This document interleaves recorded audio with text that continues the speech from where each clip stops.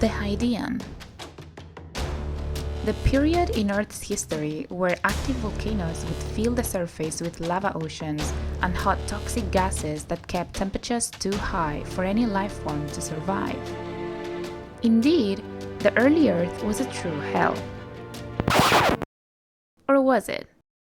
What do we actually know about the young planet Earth? Well, taking into account that we are talking about a time dating back to over 4 billion years ago, not much. In fact, this is such a long time ago that we can't even find rocks that are that old. And this is a problem because it means that we don't have any direct evidence of what this time period looked like. Despite this lack of data, scientists seem to agree in at least 3 things. First, the Moon formed at the very start of the Hadean as a product of a large collision between proto-Earth and a relatively large object, so the conditions right after that event probably fit the description of a planetary hell. Second, the early Earth developed a high hydrothermal activity that would later give rise to the modern plate tectonics. And finally, there was a higher rate of meteorite impacts that gradually became less frequent by the end of the Hadean.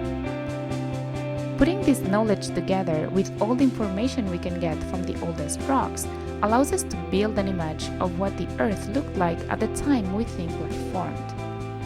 The current understanding is then that during the Hadean, the atmosphere was dominated by nitrogen, water, and carbon dioxide, overall leading to an oxidized environment.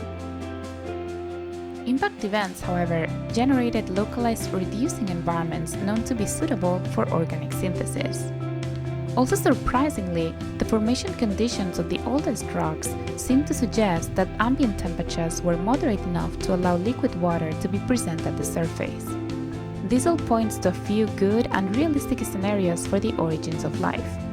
Submarine hydrothermal vents, hot springs undergoing wet-dry cycles, and impact-induced hydrothermal systems. Each of these environments have their own pros and cons, but still many unknowns. Current efforts are then focused on replicating the conditions representative of these environments in the lab to see if they favor the prebiotic chemistry leading to life. If you had to make a guess though, which one do you think is the most favorable? The answer might surprise you, so stay tuned to find out.